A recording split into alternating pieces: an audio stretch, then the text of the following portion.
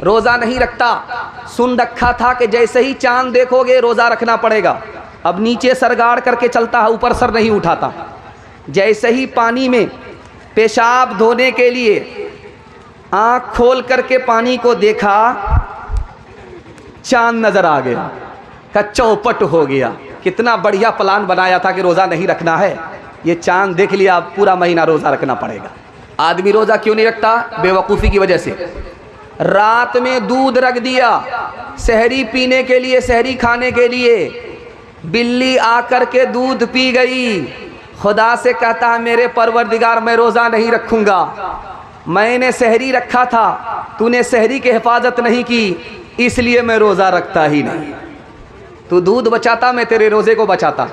दूध बिल्ली उड़ा गई, तेरे रोज़े को मैं उड़ा देता। बेवकूफ़ी की वजह से आदमी रोज़ा नहीं रखता। खुद रोज़ा नहीं रखा, बच्चे ने रोज़ा रखा। 10 साल का बच्चा, 12 साल का बच्चा रोज़ा रखा। क्या कहता? बेटा रोज़ा मत रखो, कमज़ोर हो जाओगे। बेटे ने रोज़ा तोड़ दिया। अब बेटे को तो गुनाह नहीं होगा, ये बच्चा है, इसका नाम अमाल खुला ही नहीं, लेकिन गुनाह किसको होगा? इस बदनसीब बाप को होगा, इसके नाम अमाल में बच्चे का गुनाह लिखा जाए। इसलिए हाथ जोड़ करके आपसे कहते हैं, बच्चा रोज़ा तोड़ दे, रोज़ा रखे, कोई फ़र्क नहीं पड़ता, लेकिन अगर रख ले तो आपको कभी नहीं कहना है बेटा रोज़ा तोड़ दो। तीसरी वजह आदमी रोज़ा क्यों नहीं रखता? गुस्ताखी, नाफरमानी की वजह से। अल्लाह को भूखा मार करके क्या मिलता है? रोज़ा वो रखे जिसके घर में दाना नहीं, इस्लाम से आदमी खारिज हो जाता है। चौथी वजह आदमी रोज़ा क्यों नहीं रखता? चालाकी, कम हिम्मती, हिम्मत हार करके बैठ गया। अगर सर्दी का रोज़ा रखता, दिन छोटा होता, रोज़ा रख लेता। गर्मी का रोज़ा है, 15-15 घंटे रोज़ा रखना पड़ेगा, मेरे बाप से नहीं होगा। हिम्मत हार करके बैठ गया। इंसाफ से बताइए, रोज़ा रखना अगर मुश्किल है, ये 10 साल का बच्चा कैसे रोज़ा रख लेता है? बच्चे ने हिम्मत किया, रोज़ा रखना आसान। बच्चे का बाप हिम्मत हार गया, रोज़ा रखना मुश्किल हो गया। इंसाफ से बताइए, आप सहरी कब खाते हैं? सुबह सवेरे। सुबह सवेरे सहरी खाते हैं, पेट में दाना रहता है, पानी रहता है 10 बजे दिन तक, आपको भूख नहीं लगी, प्यास नहीं लगी, ऊपर से नहा लिया, पूरा बदन ठंडा हो गया। 12 बजे दिन तक आपको भूख प्यास नहीं लगी, उसके बाद सो गए। ज़ोहर का वक्त आया, अब आपको भूख लग रही है, प्यास लग रही है। अल्लाह के बंदे कितनी देर का रोज़ा है? असर के बाद तो मगरिब ही है। हिम्मत करो, रोज़ा रखना आसान है। और बहुत से लोग चालाकी की वजह से रोज़ा नहीं रखते। ठीक शाबान ख़त्म हो रहा है, एक पोटरी दवाई खरीद करके टेबल पर रख लेते, बीड़ी पीते, हुक्के का बहाना, दिल का धुआं निकालते। समधी ने पूछा, रमज़ान आप बीड़ी पी रहे, क्या कीजिएगा? शुगर अलग है, प्रेशर अलग है, दवाई पीना पड़ता है। सबसे धोखा चलेगा, अल्लाह से धोखा नहीं चलेगा। काले पहाड़ में काली रात में अगर चूटी चलती है तो उसकी आवाज़ ही नहीं, उसकी आहट को भी खुदा जानता है। एक चालाक आदमी था, रोज़ा नहीं रखता था, पाबंदी से इफ्तार खाता था, पाबंदी से सहरी खाता था। बीवी से कहता मैं रोज़े से हूँ, फुलौरी बनाओ। बेटी से कहता था मैं रोज़े से हूँ, पकौड़ी बनाओ। और जब भूख लगे, प्यास लगे तो करता क्या था? लुंगी और गमछा लेकर के दरिया के किनारे आता और डुबकी मारता, मुंह खोल करके जी भर के पानी पी लेता था। 99 दिन छोड़ के एक दिन कोतवाल का। एक दिन प्लान के हिसाब से आया, भूख लगी, प्यास लगी, लुंगी पहन करके गमछा उतार करके जैसे ही डुबकी मारी, मुंह खोला, टेंगड़ा मछली मुंह में घुस गई। ऊपर का कांटा ऊपर, नीचे का कांटा नीचे, मुंह बा दिया। डॉक्टर के पास जब लाया गया तो कहा किस मनहूस को लेकर के आए हो? मछली का, कच्ची मछली मुंह में और कांटा ऊपर और नीचे, बात क्या है? तब लोगों को समझ में आया घोटाला करता था, रोज़ा नहीं रखता था, पाबंदी से इफ्तार खाता था, ऊपर से फिट फाट था, नीचे से मकामा घाट था। एक ख़ास बात बताने के लिए जा रहा हूँ। एतकाफ़ के लिए 20 रमज़ान में आदमी नहीं मिलता। ढूंढिए पूरे मोहल्ला में कि कोई एक आदमी बैठे, एक जवान नहीं मिलेगा आपको।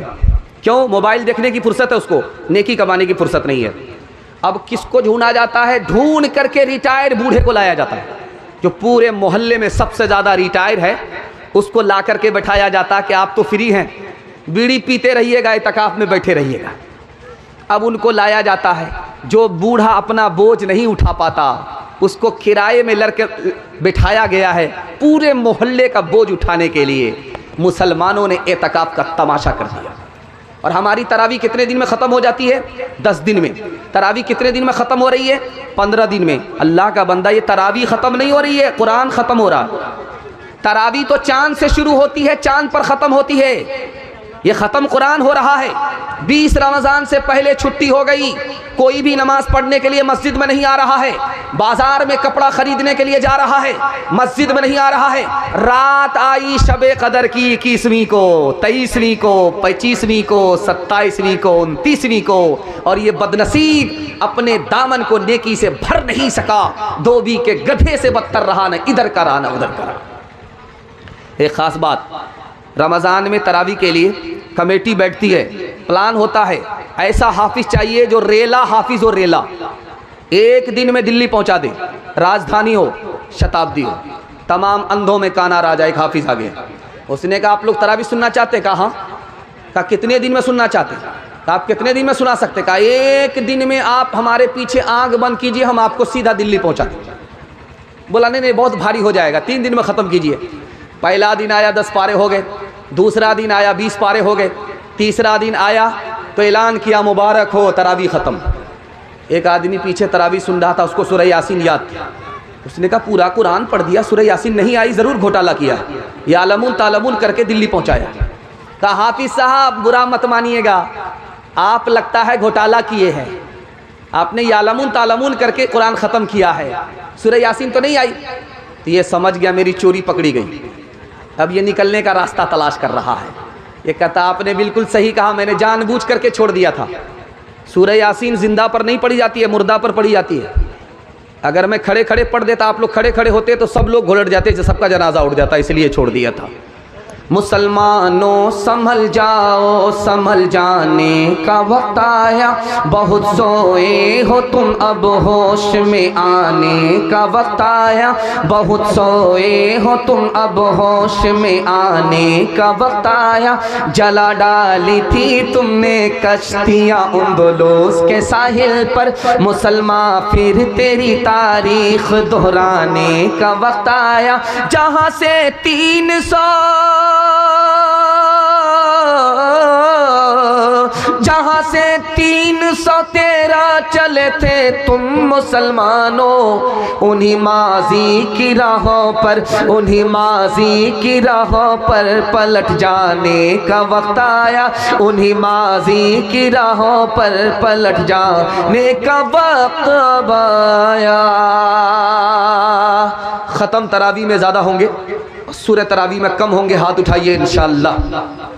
ये देखिए हाथ उठाने वाले कहाँ हैं? ये ससुराल में है कि पिंडाल में? ज़रा इंसाफ कीजिए। ये कन्या के भी मामू है, दुल्हा के भी मामू। ध्यान से सुनिएगा, दूसरी कोताही रमज़ान के हवाले से आपको सुनाने के लिए जा रहा हूँ। बिल्कुल आपका जलसा निकलना, आपने मेरा इतना दिल खुश कर दिया कि आपको दिल से मैं दुआ दे करके जा रहा हूँ। अल्लाह आपके जवान बेटे को जायज़ रोज़गार अता फरमाए, जवान बेटी के लिए अल्लाह गैब से मुनासिब जोड़े का इंतज़ाम फरमाए। ध्यान से सुनिएगा दूसरा नमूना। रमज़ान के महीने में हम लोग रोज़ा रखते हैं, भूखा रहते हैं, प्यासा रहते हैं, और कब तक रहते हैं? जब तक सूरज डूब न जाए। और जानते हैं ऐसा क्यों करते हैं? ताकि हमको गरीब पर रहम आए कि भूखा आदमी कैसा लाचार होता है, प्यासा आदमी कितना बेबस होता है। हमने रोज़ा रखा, सुबह से लेकर के शाम तक भूखे रहे, प्यासे रहे, और गरीबों पर हमें रहम नहीं आया, हमारा रोज़ा बेअसर हो गया। और जानते हैं हम फितरा कब निकालते हैं? सीधे ईद के चांद में फितरा निकालते हैं। अगर गरीबों पर रहम आता तो आप पहले फितरा निकालते। और फितरा में आप क्या दे रहे हैं? साड़ी दे रहे हैं, लुंगी दे रहे हैं, गमछा दे रहे हैं। अगर आप गरीबों पर रहम खाते तो आपको पैसा देना था। पैसा देते, पैसा में 50 ज़रूरत पूरी हो जाती है। लुंगी से दवाई का मसला हल नहीं होता, गमछा से भूख और प्यास का मसला हल नहीं होता। अगर आप गरीबों पर मेहरबान होते तो जिस दिन आपने अपने बच्चों के लिए कपड़ा खरीदा था, उसी दिन आपको फितरा निकाल देना था। गरीब को आप आज रमज़ान पर नवाजते, तो अल्लाह आपको साल भर नवाजता। गरीब पर अगर आप मेहरबान रमज़ान में होते तो ज़िंदगी भर खुदा आप पर मेहरबान होता। जानते हैं ये माल क्यों नहीं निकलता? गरीबों के लिए, बच्चों के लिए हम हर फरमाइश पूरी करने के लिए तैयार हैं, लेकिन गरीबों के लिए पैसा क्यों नहीं निकलता? जानते हैं इसकी वजह यह है, हमको पैसे से मोहब्बत है, औलाद से मोहब्बत है, बीवी बाल बच्चे से मोहब्बत है, और हम कंजर और कंजूस और मक्खीचूस हो चुके। इसलिए गरीबों के लिए हाथ जेब में तो जाता है, लेकिन जेब से पैसा लेकर के बाहर नहीं निकलता। एक मिसाल पर पैगाम ख़त्म कर रहा हूँ, बहुत ध्यान से आप इसको सुनिएगा। फ़कीर के पास कौन सी दौलत है? अमीर के पास ये रुपया पैसा है। आपने देखा झोली भर दी गई, मस्जिद का ताबुन था, झोली भर दी गई। अल्लाह इस मस्जिद को आबाद रखे, आपको भी इस मस्जिद से महरूम ना फरमाए। ये पैसा अमीर के पास होता है। और गरीब के पास कौन सी दौलत होती है? आपका दिल बहुत मजबूत होगा, आप गरीब को कभी उंगली नहीं दिखाएंगे, गरीब पर आप मेहरबान होंगे। गरीब के पास जो दौलत होती है वो अमीर के पास भी नहीं होती। अल्लाह ताला जब गरीब को बुलाएगा क़यामत में तो बोलेगा मैं तुमको जन्नत में भेज रहा हूँ, लेकिन एक सवाल का जवाब दो, दुनिया में जब तुम भूखे थे तो खाना कौन खिलाता था? दुनिया में जब तुम्हारे पास कपड़ा नहीं था तो कौन पहनाता था? वो गरीब बोलेगा एक मालदार था, मेरा पड़ोसी था, मेरा भाई था, मुझे भूखा नहीं रखता था, खाना खिला देता था, मुझे नंगा नहीं रखता था, कपड़ा पहना देता था। तो अल्लाह फरमाएगा वो गरीब मैं तुमको जन्नत भेज रहा हूँ, अकेले मत जाओ, उस अमीर को भी साथ में लेकर के जन्नत में जाओ। गरीब के पास जो दौलत है वो अमीर के पास नहीं है, खुद जन्नत में जाएगा, अमीर को जन्नत में लेकर के जाएगा। एक मिसाल पर पैगाम ख़त्म कर रहा हूँ, इसको बहुत ध्यान से सुनिएगा, कुछ याद रहे या ना रहे, ज़िंदगी भर ये बात आपको काम आएगी। कोई अगर आपके यहाँ आ जाए रमज़ान में मांगने के लिए तो देना है तो दे दीजिएगा, नहीं देना है तो माफ़ी मांग लीजिएगा, ताना मत मारिएगा। बहुत ख़तरनाक चीज़ है, अल्लाह का अर्श हिल जाता है। एक आदमी खाना खा रहा था, बीवी बगल में थी, पानी पिला रही थी, साइल आया तो शौहर ने कहा ऐसा करो ये खाना ले जाओ, वो जो बाहर खड़ा साइल है उसको दे दो। वो औरत जो खाना लेकर के गई हंसती हुई, वहाँ से जब वापस आई तो रोती हुई आई। तो शौहर ने कहा अल्लाह के बंदी हंसती हुई गई, रोती हुई आई, क्या वजह है? कहा वो जो भिखारी था वो मेरा पहला शौहर था, मेरे दरवाजे पर खड़ा था। कहा कि वो भिखारी कैसे हो गया? कहा बहुत बड़ा अमीर था, बहुत पैसे वाला था, गद्दी और सद्दी वाले था, दस्तरखान पर बैठा हुआ था, साइल आ गया, जूते से खबर ली, उस साइल को रोला करके भेजा, उसकी आह लग गई, सारी दौलत बेकार हो गई, भीख का कटोरा हाथ में आ गया। अब इस शौहर ने कहा कि वो साइल जिसको जूता मारा था तुम्हें पता है कौन है? वो मैं था। अल्लाह ने उसकी दौलत का मुझको मालिक बना दिया, उसकी औरत का मालिक बना दिया। हाथ जोड़ करके मैं आपसे कहता हूँ, गरीब को अब ताना नहीं मारेंगे, देना है दे दीजिए, नहीं देना है माफ़ी मांग लेना। हाथ उठा करके वादा कीजिए, बचाएंगे ज़्यादा, खर्च करेंगे कम। वो नबियों में रहमत लक़ब पाने वाला, मुरादे गरीबों की बरलाने वाला। वो नबियों में रहमत लक़ब पाने वाला, मुरादे गरीबों की बरलाने वाला। वो अपने पराए का गम खाने वाला, मुसीबत में गैरों के काम आने वाला।